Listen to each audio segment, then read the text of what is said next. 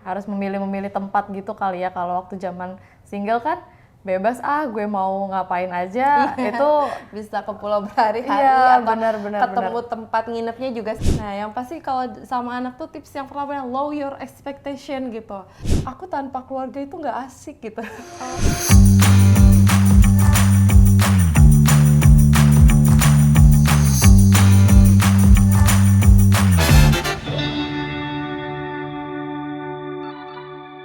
Hai Moms and Dad, welcome to YouTube channel Mothercare Indonesia. Hari ini kita kembali lagi di acara podcast Keluarga Modern Parent bersama saya Jasmine. Keluarga Modern Parent hadir untuk Moms and Dads yang membutuhkan support kehidupan parenting dan keluarga ala modern parent.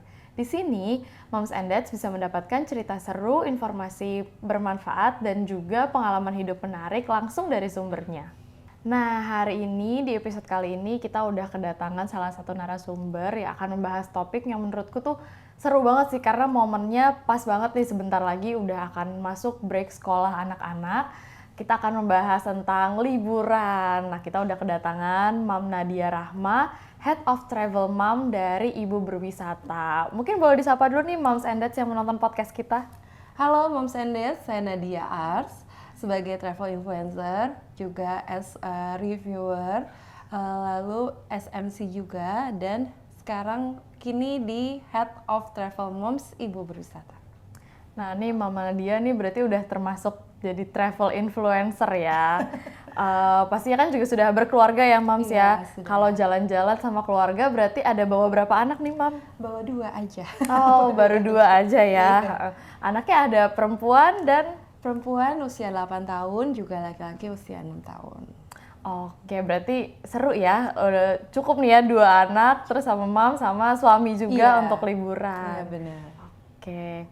Kurang lebih selama 30 menit ke depan kita akan bahas serba-serbi traveling bersama keluarga nih. Nah, tadi kan Mam Nadia udah mention kalau Mam Nadia itu dari community Ibu Berwisata. Iya. Jadi sebenarnya Ibu Berwisata tuh apa sih Mam background-nya dan visi misinya gitu? Ibu Berwisata itu adalah salah satu media platform digital untuk saling sharing, menyalurkan informasi provider wisata ramah anak. Jadi baik industri hotel, tempat wisata, atau bahkan jasa traveling gitu ya, jasa travel yang berkaitan dengan traveling yang ramah anak, seperti itu. Oke, nah tadi kan untuk role-nya sendiri itu adalah sebagai Head of Travel Mom. Itu tuh tugasnya apa sih Mam kalau di community Ibu Berwisata? Jadi kalau Travel Moms itu di bawah naungannya dari Ibu Berwisata. Dengan Ibu Berwisata tumbuh dari November 2021, lalu berkembang menjadi salah satu komunitas yang isinya itu Travel Moms yang cinta sama traveling. Terutama biasanya mereka suka banget untuk wisata tuh bersama anak-anak gitu ya. Nah, selain wadah ibu-ibu yang pecinta traveling, mereka juga suka saling memberikan informasi. Jika mereka bepergian, pasti mereka otomatis ya memberikan informasi, sharing tempat-tempat wisata ramah anak. Seperti itu sih. Untuk roles-nya sendiri, jadi di Travel Moms ini kita punya banyak event-event untuk mewadahi ibu-ibu untuk berkembang dan mengenal brand-brand yang berkaitan dengan provider wisata ramah anak gitu. Jadi kita suka bikin-bikin event nih, dari event bersama brand, hotel, juga main ke tempat wisata bareng-bareng, atau staycation bareng-bareng, atau bahkan bikin kelas review untuk semakin meningkatkan potensi para ibu-ibu ini dalam menyukai traveling gitu sih. Oke, nah mungkin sebelum kita bahas tentang traveling bersama keluarga, aku mau tanya-tanya tentang Mam Nadia dulu nih. Karena kan pasti suka travelingnya udah dari lama nih, dari sebelum berkeluarga pun pasti Mam Nadia juga udah suka traveling ya. Nah itu mungkin boleh diceritain dulu kali ya pengalaman Mam Nadia pada saat dulu sebelum berkeluarga, dan mungkin ada bedanya nggak sih nih Mam traveling pada saat masih sendiri dan juga pas udah berkeluarga? Wah, bedanya kerasa banget ya, tapi aku izinkan untuk flashback sejenak ya. Nah, kalau untuk traveling waktu sendiri itu, lebih tepatnya dari dulu emang suka traveling nih bersama keluarga. Nah, tumbuh menjadi anak perempuan yang overprotective lah ya. Jadi mau solo trip itu tuh takut-takut gitu. Nah, waktu itu di 2009 di saat belum hype untuk traveling wisata juga belum segencar sekarang. Itu tuh ikutan kayak pecinta alam ya, kalau disebutnya kayak komunitas pecinta alam gitu. Dan akhirnya bisa memberanikan diri sesuai passionnya traveling untuk ikut ke pelosok-pelosok gitu. Cuman memang karena dulu belum yang istilahnya diizinkan banget sama orang tua nih, jadi benar-benar hanya kayak tempat yang deket-deket. Baru memberanikan diri itu setelah kuliah, ketemu sama komunitas lagi yang memang dia solo trip ke pulau-pulau gitu. Jadi benar-benar saat itu sebelum berkeluarga seringnya itu solo tripnya kayak traveling with strangers gitu, dengan orang-orang yang nggak dikenal, dengan siapa tahu-tahu kita ketemu ya di titik poin ini, di pulau ini gitu. Akhirnya dari situ sih kecintaan traveling tuh dari situ, dan ngelihat Indonesia, wah Indonesia kaya banget, indah banget, dan banyak hal-hal yang kita itu tidak ditemui di kehidupan sehari-hari kalau kita melakukan traveling gitu. Nah, saat ini aku sambil ceritanya saat aku review juga ya. Iya, boleh. Jadi kalau misalnya sekarang tuh dikenal review itu di Instagram, atau ada orang beberapa sharing vlog YouTube. Nah, pada saat 2010-2011 itu aku tuh mengenal awalnya itu justru dari platform Google as a local guide. Jadi awal aku review itu justru ingin bener-bener support UMKM setempat gitu. Pengen setiap aku ke pulau tuh, misalnya aku makan di tempat makan Bu siapa gitu kan, biasanya ada kuliner yang legendaris di area itu tapi enak gitu, cuman orang-orang nggak ada yang tahu. Jadi satu-satunya yang aku setiap traveling itu sambil review itu justru reviewnya di Maps dulu, biar orang-orang notice ini ada tempat lokasi yang bagus tapi sayang banget orang nggak banyak yang tahu. Nah, memang zaman dulu sosial media tidak se-happening yang sekarang kan ya. Jadi review di situ, lalu orang-orang pada sudah mulai notice, atau ada jalan-jalan yang kita telusuri susah akses, ternyata jalan itu tidak ada di map bahkan ya. Akhirnya kita coba masukkan ke Maps, dan itu coba membantu orang-orang sekitar. Awal banget review itu dari lokal guide tersebut sih gitu.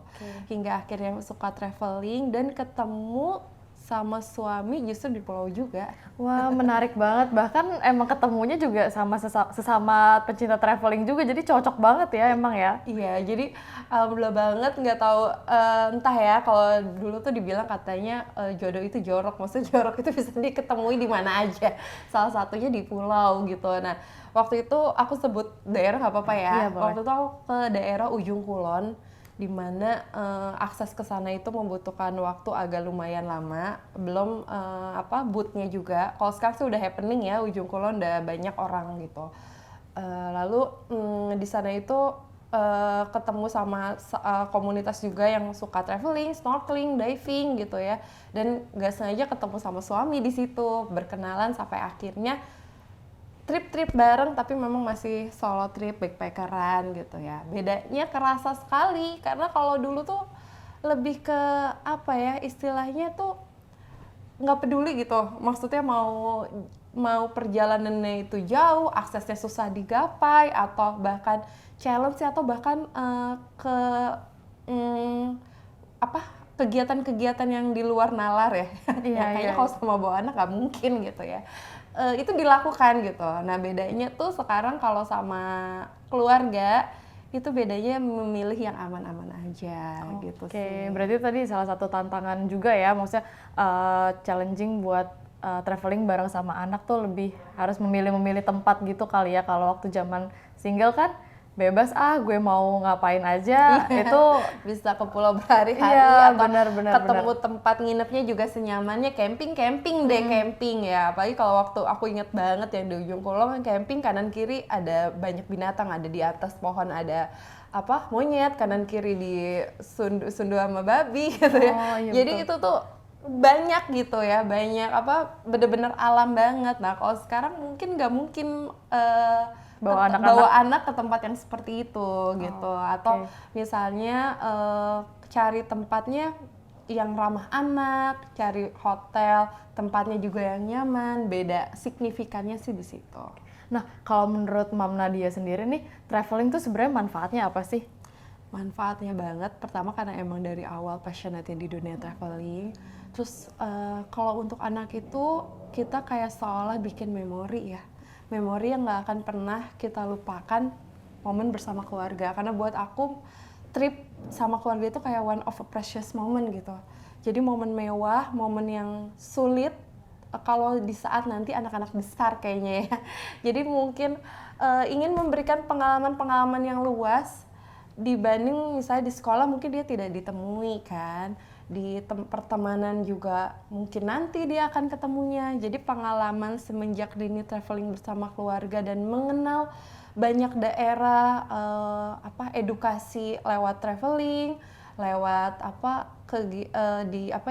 kayak tempat-tempat wisata di Indonesia yang kaya beraneka ragam budaya itu ingin banget dikenalkan sejak dini. Jadi manfaatnya ingin memberikan pengalaman sih, tepatnya pengalaman yang dia tidak ditemui dimanapun gitu, tapi dia menemukannya di keluarga. Oke, kebetulan memang anak-anaknya berarti juga karena dari kecil udah sering dibawa bepergian, juga mereka pasti udah gampang beradaptasi juga kali ya kalau bepergian. Iya, alhamdulillahnya iya, mereka sangat-sangat aware banget, bahkan sekarang kalau misalnya nggak pergi kayaknya gatel gitu. Pasti minta nagih terus ya, "Ma kapan pergi lagi?" Jadi gitu candu ya. gitu. Nah, mungkin bisa juga nih cerita tentang pengalaman apa sih yang paling memorable selama menjadi mom travel influencer? Paling memorable sih sebagai travel moms influencer sebenarnya menginformasikan ya. Yang paling happy tuh kalau misalnya kayak sekarang alhamdulillah banget di local guide sendiri di Maps itu udah ada 15 juta view untuk di segi fotonya, dan itu kayak seolah membantu banget orang-orang yang nggak tahu tempat itu jadi tahu gitu. Itu yang bikin terutama ke daerah-daerah pelosok yang orang-orang kayak hidden game gitu, orang-orang yang nggak tahu jadi mengenal tempat itu, dan banyak yang DM atau apa, thanks ya udah dikasih tahu gitu, ke explore ke sini jadi tahu, jadi sekalian gitu kan ya. Jadi itu yang bikin memorable banget tuh, orang-orang jadi pada notice aja apa yang kita sharing dan bermanfaat juga untuk orang lain. Wah iya bener banget sih, karena kan daerah-daerah terpencil itu kan pasti susah ya untuk nemuin kayak aksesnya ke sana, terus atau tempat makannya, kayak gitu-gitu tuh, jadi merasa Mama Nadia sangat bermanfaat ya untuk orang-orang yang baru, apalagi baru memulai traveling gitu kali ya. Nah ngomong-ngomong soal orang-orang yang baru mulai traveling nih, gimana sih caranya tips dari Mama Nadia untuk traveling yang hemat bareng sama keluarga, apalagi bawa anak nih? Untuk tips traveling sih dari aku tuh yang pertama, ini udah yang sering banget berdebat sama suami soalnya ya. Apalagi di awal-awal pernikahan kita menentukan suatu tempat itu agak bisa dibilang jangan kesini deh, jangan kesini, karena satu sisi pada punya ego masing-masing kan. Nah yang pasti kalau sama anak tuh tips yang pertama yang low your expectation gitu. Jadi kalau sama anak itu udah pasti cari tempatnya yang aman, nyaman, kebersihannya juga cukup gitu ya. Jadi benar-benar cari tempatnya yang sesuai dengan anak-anak, yang ramah anak gitu.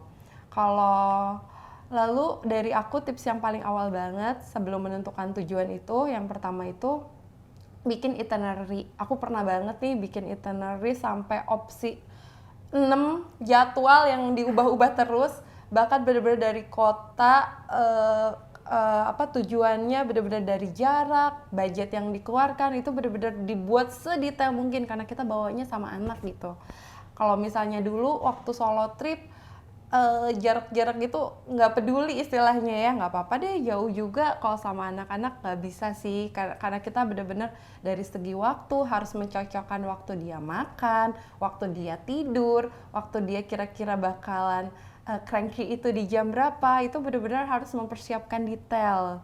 Jadi itinerary yang paling penting tuh bikin itinerary-nya terlebih dahulu, lalu cari tempat tujuan wisatanya yang nyaman, aman, ramah anak, kemudian membawa perlengkapan yang detail A to Z yang benar-benar dibutuhkan sama anak-anak. Misalnya hal-hal kecil aja seperti mainannya atau musik, bahkan aku tuh ada satu bikin MP3 khusus di mobil, itu isinya lagu anak-anak yang berapa ratus. Oh, udah sampai dipikirin ke sana ya? Iya, kadang kalau road trip kan kalau kita tethering ke handphone gitu ya, pakai synchronize dari mobil itu kan kadang terkendala sama sinyal. Jadi memang disiapkan khusus untuk bikin dia tidak jenuh di mobil gitu. Oke. Nah, tadi ngomong-ngomong soal barang nih, kadang kan kalau mungkin Mama Nadia kan udah sering traveling, jadi udah tahu lah ya apa aja yang memang harus dibawa pada saat pergi. Kadang ada orang tua yang pada saat mau traveling, ya udah bawa seperlunya, tapi ada barang yang mungkin jarang kepikiran sama orang tua untuk dibawa. Nah, menurut Mama Nadia apa sih barang yang memang kayaknya esensial banget untuk harus dibawa? Kalau yang pasti di bawah itu kan biasanya kalau untuk anak-anak terutama yang di bawah 5 tahun ya ada stroller, car seat itu udah otomatis ya. Lalu selimut, bantal, mainan, makanan, cemilan itu wajib banget, apalagi cemilan yang dia suka. Biasa kalau mau pergi lama pasti aku kayak kasih challenge, boleh kalian belanja apa aja. Yang penting dia nyaman gitu ya buat di jalan. Sama kalau udah yang beranjak dewasa, maksudnya yang beranjak di atas 5 tahun gitu ya, beranjak remaja, itu ini aku jujur ya, karena road trip aku pernah 12 waktu pas lagi di pandemik, itu selama 12 jam kita road trip, kita nggak ke rest area karena kita takut ke tempat. Jadi akhirnya kita bawa pampers khusus yang dewasa, terutama untuk anak-anak ya. Kalau kita sih nggak, kita sih ke rest area, terutama ini untuk yang anak-anak. Itu siapin diapers yang bener-bener travel untuk yang size besar gitu loh. Nah, terus udah gitu bawa P3K itu wajib banget sih, kalau aku itu wajib banget bawa. Lalu yang paling dibawa apa ya? Kayak semacam, kebetulan anak aku ini suka bikin jurnal. Jadi segala DIY craft itu pasti dibawa sih gitu. Oke, kayak alat tulis, menggambar, mewarnai gitu. Kadang kita suka cerita kalau misalnya lagi udah break di hotel, ayo hari ini destinasinya kemana aja, yuk kita ceritain. Yang udah bisa nulis biasanya cerita, kalau misalnya kayak adiknya aku suruh gambar gitu. Wah, apa yang ditemui di depan mata gitu, apa yang pengalamannya dia ke sini tuh, dia menemukan apa, dia gambar di situ. Oke, jadi traveling dan jalan-jalannya nggak sekedar jalan-jalan habis itu udah lupa gitu ya, tapi mereka tuangkan juga jadi gambar, jadi cerita. Iya, bener banget. Dan yang menarik lagi, biasanya kalau misalnya ke tempat wisata memang sudah diajarkan tuh tidak hanya sekedar liburan ya, jadi memang kayak kita selalu selipkan edukasi wisata sejak dini. Entah itu datang ke kampung adat istiadat setempat atau membeli kuliner, lalu bikin kerajinan setempat. Biasanya kita di sana walaupun kita bawa-bawa barang nih, bawa-bawa barang yang kita butuhkan, cuman karena kita mengenalkan barang-barang tersebut dan jadi jadi sesuatu yang baru buat mereka, itu kadang barang-barang itu dibawa terus nanti pas pergian kemana gitu. Jadi itu juga salah satu ini juga sih, barang kayak oleh-oleh tapi buat mereka gitu. Jadi itu yang bikin mereka, oh iya nanti aku bawa lagi ya Ma ke tempat ini, aku tadi habis dari daerah ini, aku bawa lagi ke daerah itu, dia nanti dapat apa lagi dari daerah itu gitu. Nah biasanya tapi kalau sebelum jalan-jalan gitu, anak-anak tuh udah dikasih tahu sneak peek-nya dulu belum gitu nggak sih Mam? Jadi kayak kita akan ke sini ya, nanti tuh di sana kamu bisa lihat ini, kayak gitu nggak sih biasanya? Biasanya lebih ke sounding daerah sih. Kadang kalau misalnya kita ngasih tahu soal hotel atau tempat penginapan di daerah, ada beberapa yang di pelosok itu yang kita khawatirkan tempat menginapnya tidak di luar ekspektasi mereka gitu. Jadi kita cuma bilang nanti kita nginepnya di sini, nanti kita nginepnya view-nya pantai loh gitu. Tapi nggak dikasih tahu ya nanti kamar seperti apa. Iya, kayak gitu. Walaupun kita tetap riset dulu, orang tuanya udah pasti ini wajib juga. Riset dulu terlebih dahulu tempat yang akan kita kunjungi itu seperti apa, walaupun memang tidak ada fasilitas sama anak, tapi apa itu dari segi akses jalanan apa itu memungkinkan untuk anak-anak. Jadi itu penting banget sih untuk riset riset-riset itu penting banget. Oke, yang aku tangkap nih dari tadi kata Mam Nadia adalah low your expectation ya kalau pergi sama anak-anak. Udah bikin itinerary, ada plan A, B, C, D. Iya, benar. Kalau nggak dijalanin semua ya udah Ya gitu ya. udah ya, boleh next time gitu Iya ya. bener-bener, yang penting anak-anak happy, nyaman, orang tuanya juga seneng gitu ya. Nah kalau misalnya untuk destinasi liburan sendiri nih, ada nggak sih rekomendasi dari Mam Nadia kira-kira kota mana yang cocok untuk family trip atau tempat yang seperti apa yang cocok untuk family trip? Kalau untuk family trip sih ya, menurut aku, kalau untuk daerah Jakarta, apalagi baru memulai nih ya, biasanya aku paling kalau daerah pantai itu ke Anyer, lalu kalau daerah cari alam itu ke Bogor, ke Puncak, lalu kalau misalnya daerah Jawa Barat, itu ada satu tempat memang agak jauh, cuman memang itu lokasinya bagus, itu di Pantai Pangandaran dan di sana kita bisa explore banyak hal juga. Lalu di daerah Sukabumi juga kita bisa explore juga. Kalau untuk yang mulai jauh dengan pesawat itu udah pasti sih ada Jogja, Bali, Semarang. Sekarang yang lagi banyak tempat wisata yang hits ya di Semarang, di Solo. Lalu kayak kemarin baru banget ke tempat road trip sama anak nih, ke Palembang juga. Wow, ke Palembang berapa hari tuh? Sampai Jambi sih, tadi yang aku bilang 12 jam nggak iya, berhenti. iya. Ya ampun, hebat banget. Itu road tripnya sampai Jambi, jadi kita ke tempat wisatanya mampir dulu di Lampung, Palembang, lalu dari Palembang kita non-stop tanpa rest area itu ke Jambi. Karena waktu itu kita lagi pandemik ya, cuman passionate pengen traveling tuh kuat banget. Gatal banget ya. Iya. Tapi satu sisi ternyata di sana jadi membantu juga para UKM atau tempat wisata saat pandemi itu kan memang mereka lagi sepi iya, gitu. betul. Jadi sambil menginformasikan ada loh ternyata tempat wisata saat pandemi yang masih aman. Well, saking amannya itu kita ke suatu tempat wisata itu yang isi kita doang.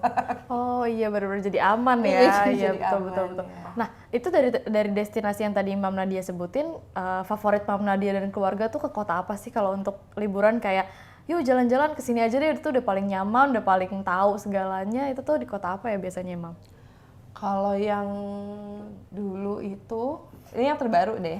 Yang terbaru ini di Semarang, Jogja. Jadi kemarin tuh sebelum Ramadan, kita sempat melakukan road trip, karena tadinya kalau lebaran kan pasti macet Iya, ya. betul. Ramai orang ya, jadi kita tuh pilih waktu-waktu yang kira-kira sepi gitu. Lagi low season gitu Lagi ya. low season ya, memang agak aneh memang suami aku tuh kalau cuti tuh justru hari-hari yang hari-hari yang tidak padat gitu. Ini juga boleh nih jadi tips, karena jujur pas lagi low season itu tempat sepi gitu. Dan biasanya harga-harga hotel, tiket itu juga lagi normal aja gitu ya. Iya. Kalau high season kan itu harga-harganya pasti menggila ya. Iya. Jadi kalau misalnya jalan-jalan nih kita seringnya di low season, termasuk yang kemarin itu sebelum Ramadan, sebelum liburan anak, seminggu anak-anak mau liburan kita udah duluan pergi. Jadi begitu tahu arus baliknya mereka ramai, kita udah pulang gitu. Iya, benar. Nah itu tuh ke Semarang, Solo, Jogja. Untuk Semarang kita wisata. Nah ini dia nih, biasanya aku sama suami itu kan wisatanya alam, hidden game gitu ya. Kalau sama anak jadi otomatis ke wisata ramah anak yang lagi hits, yang apalagi mereka udah bisa browsing tuh ya.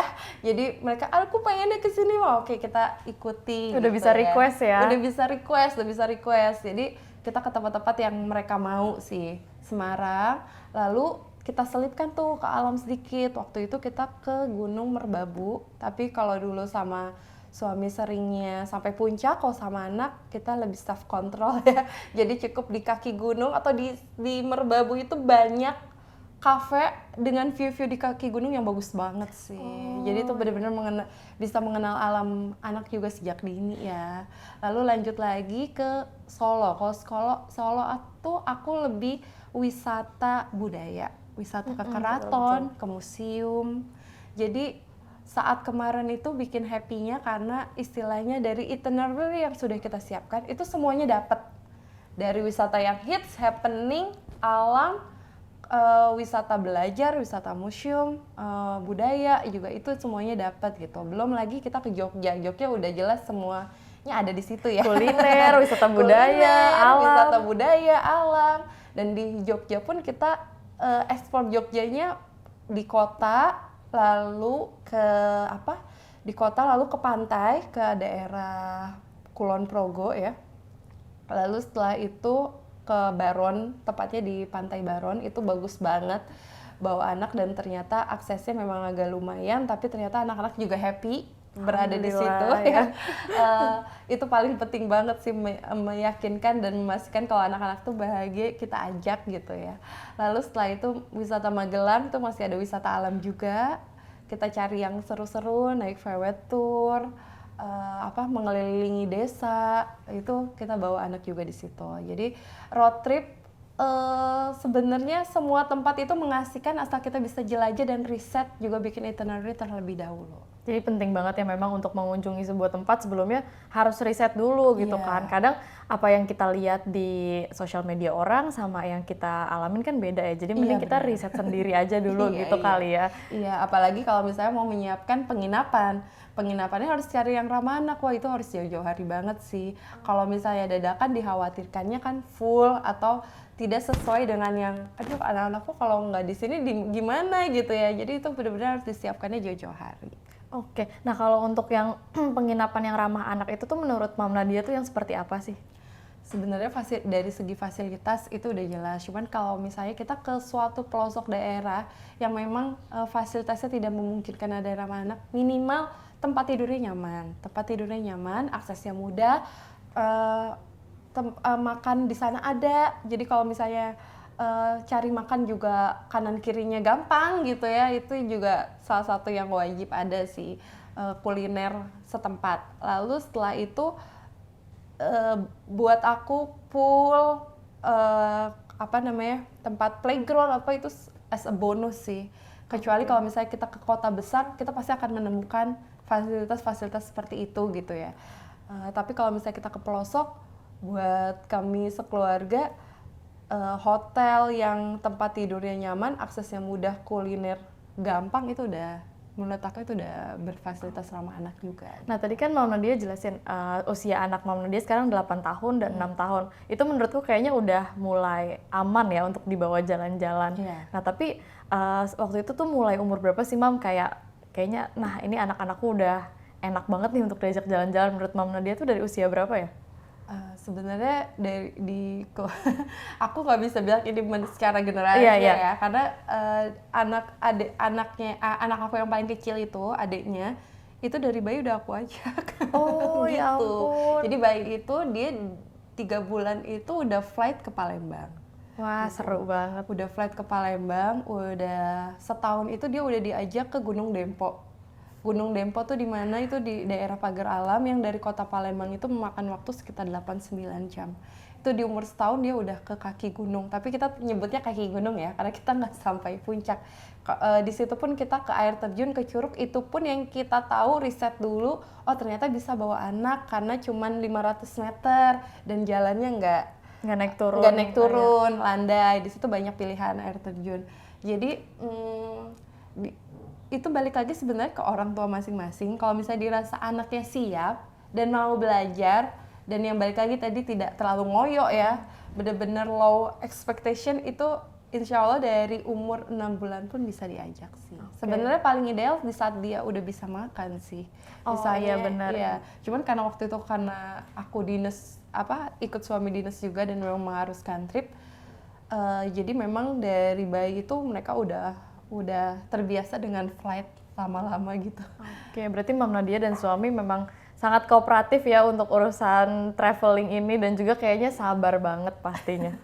Iya, karena kita harus benar-benar menyiapkan A to Z ya kalau sama anak-anak kan ya gitu sih. Kayak gimana caranya senyaman mungkin untuk trip ini dan semua orang happy gitu ya. Karena kan kalau ada salah satu yang cranky pasti kan ngaruh ke mood sekeluarga biasanya ya. Iya, biasanya kita suka kasih challenge. Jadi kalau misalnya umur, justru lebih challenge-nya di umur mereka yang sekarang. Karena udah mulai banyak udah bisa banyak mau ya. Iya, udah banyak request. Jadi kadang kita selalu selipkan challenge. Misalnya tebak, habis ini kita mau ke kota ini, terus mereka kalau yang benar nanti boleh di sana beli mainan yang mainan khas setempat gitu. Jadi kita kasih challenge tertentu yang bikin mereka semakin happy dan excited lagi untuk ada yang dinanti-nanti gitu ya selama perjalanan. Jadi alhamdulillahnya hingga saat ini sih masih kooperatif ya. Alhamdulillah. Karena kan nanti kalau udah pada gede biasanya udah pada punya urusan masing-masing ya. Jadi dimanfaatkan sekarang bener. ini ya. Jadi kita pupuknya bener-bener dari sekarang, kita bikin memori. Kayak aku sekarang ini jujur kalau disuruh solo trip, apalagi bahkan banyak ya beberapa ibu-ibu yang bisa pengen me time nih sendiri traveling kemana, aku tanpa keluarga itu nggak asik gitu. Kayak ada yang kurang gitu, karena udah kebiasaan saat ini udah kebiasaan traveling bersama keluarga, justru sama keluarga itu sangat-sangat dinanti ya. Ternyata lebih lengkap rasanya lebih lengkap, gitu ya. lebih seru, lebih punya banyak memori, kenangan yang nanti bisa mungkin diceritakan kembali. Nah, tadi kan kita udah ngobrol banyak nih soal pengalaman Mam Nadia jadi momfluencer traveling bersama keluarga gitu kan. Nah, ada nggak sih Mam pesan-pesan itu yang mau disampaikan kepada moms yang ingin mulai traveling, atau mungkin misalnya dia kayak Mam Nadia dulu sering solo traveling, tapi pada saat berkeluarga jadi malah mikir-mikir gimana ya, bisa nggak ya aku traveling sama keluarga? Kira-kira apa yang mau disampaikan nih moms? Iya, awalnya pasti lebih ke grogi sih ya. Jadi kayak aduh nanti anak-anak bakalan cranky nggak ya, bakalan tantrum nggak ya, apalagi kalau diminta tiba-tiba jalan jauh. Kalau saran aku, misalnya awalnya bisa juga dengan ke tempat yang dekat dulu, misalnya ke hotel di tempat yang ditinggali, kita coba staycation dulu nih, kayak weekend staycation gitu bersama keluarga. Nah kalau misalnya udah menemukan ritmenya, sudah menemukan kayak oh iya ternyata kayak life hacks-nya, momen trip bersama anak itu bisa dicoba lagi ke yang lebih jauh. Misalnya ke pantai dekat rumah, atau ke gunung, atau kemanapun destinasi yang disuka. Ke kebun binatang, biasanya kebun binatang yang agak jauh gitu ya. Nah itu juga bisa tuh untuk dicoba terlebih dahulu di awal-awal gitu. Sebenarnya dari kita pergi ke tempat playground atau misalnya kayak cuman pulang pergi aja itu bisa kita udah tahu sih ritmenya seperti apa, biasanya udah paham lah sama karakter anak-anak kita ini. Cuman kalau misalnya mau coba lagi lebih staycation atau tempat traveling yang lebih jauh itu juga bisa tuh gitu. Berarti sebenarnya yang penting coba aja dulu gitu. Coba dulu bener. Coba dulu, dan jangan lupa yang tadi riset, lalu bikin itinerary-nya, lalu persiapkan, kalau perlu dicatat detailnya apa aja yang perlu dibawa, jangan sampai ketinggalan, karena biasanya ada satu aja yang ketinggalan tuh bikin kita moodnya bener banget sih, pas di jalan tuh rasanya kayak aduh kenapa ya bisa ketinggalan gitu. Tapi lama-lama kalau udah santai, kayak aku sekarang bener-bener bawa perlengkapan ya sebisanya aja gitu. Apalagi kalau kayak anak-anak udah nggak perlu dibawain mainan, atau nggak perlu harus diatur nanti dia bawa bantal, dia udah bisa bawa sendiri gitu. Dia udah bisa mempersiapkan barangnya sendiri. Jadi bisa sambil belajar juga tuh anak-anak untuk organize barang travelingnya. Oke. Nah, tadi kan di awal juga kita sempat mention kalau Mam Nadia itu part of ibu berwisata gitu ya. Mungkin di sini yang nonton ada yang sering emang sudah suka jalan-jalan sama keluarga, tapi bakat untuk reviewnya belum tersalurkan nih. Gimana nih Mam caranya untuk gabung jadi part of community ibu berwisata? Boleh banget, kita terbuka sekali untuk para ibu-ibu yang pertama menyukai traveling, pecinta wisata, dan sering membagikan ya, saling sharing informasi. Inilah tempatnya di ibu berwisata. Jadi di balik ibu-ibu ini banyak banget potensinya juga. Salah satunya founder kita, Mom Ranidila, itu as a foundernya ibu berwisata, sebagai beliau juga sebagai sebelumnya ada background hotelier, public relations, dan mengembangkan potensinya bidangnya di sini di ibu berwisata. Dan banyak lagi ibu-ibu privilege, ibu berwisata yang mereka gemar sekali traveling dan ingin bertumbuh kembang bersama di sini tempatnya gitu di ibu berwisata. Untuk cara gabungnya mudah banget. Follow aja dulu Instagramnya @ibuberwisata, karena kita akan pembukaan batch sebentar lagi di bulan Juni. Jadi nanti pastikan stay tune, turn on notification-nya di @ibu-berwisata. Oke, nanti pastinya akan ada info lengkapnya ya di sosial Iya. media Ibu Berwisata. Nah, tadi kita udah seru banget ya ngobrol tentang liburan, tips-tips liburan dari Mam Nadia. Mungkin ayah dan bunda, moms and dads di sini yang nonton, yang memang udah punya plan untuk liburan, aku yakin jadi semakin yakin lagi sih untuk liburan karena Mam Nadia udah berbagi rekomendasi, tips, dan juga apa aja yang harus disiapin pada saat mau liburan. Thank you so much nih Mam Nadia sekali lagi udah sharing di sini. Untuk Moms and Dads, tetap stay tune di YouTube channel Mother Care Indonesia dan tonton terus episode-episode lainnya dari Keluarga Modern Parent. Jangan lupa juga untuk subscribe, like, komen, dan share video ini. Sampai bertemu lagi di episode selanjutnya. Bye-bye!